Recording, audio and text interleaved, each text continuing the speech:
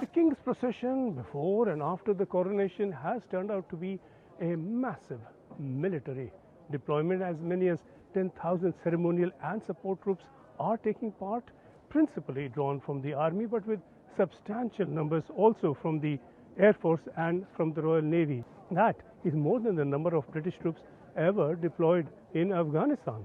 At its height, Britain had about 9,500 personnel in Afghanistan, and at most times far less than that number. So this is turning out to be a bigger deployment than in that war zone.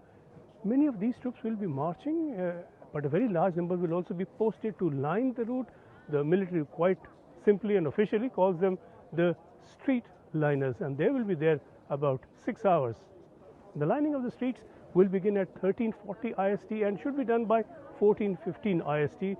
There will be a soldier about every 5 paces. At the mall, that will be 25 half companies of 20 each of the foot guards in their distinctive red tunic and bear skin. The route down Whitehall will be lined by troops principally from the Air Force.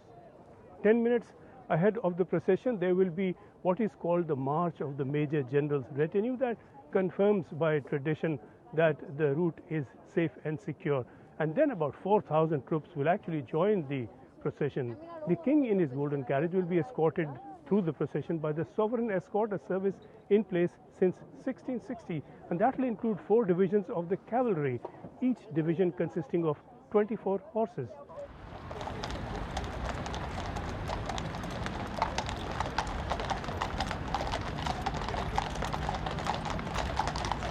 All these numbers mean that when the front of the King's procession on the way back reaches the palace right back here from Westminster Abbey, the rear of the procession will still be a mile behind from here, outside Downing Street, very close to Westminster Abbey, just where it began. Following the completion of the procession, about 4,000 military personnel again will then be presented to the King at Buckingham Palace gardens within here.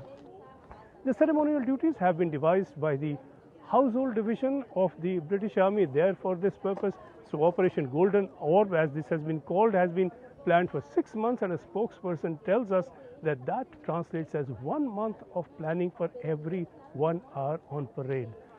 The King's procession will depart from Buckingham Palace here at 1450 IST and will arrive at the Abbey 33 minutes later at 1523. And that is only the outward procession, just the start. It would take about that long to return after a 2-hour ceremony at the Abbey.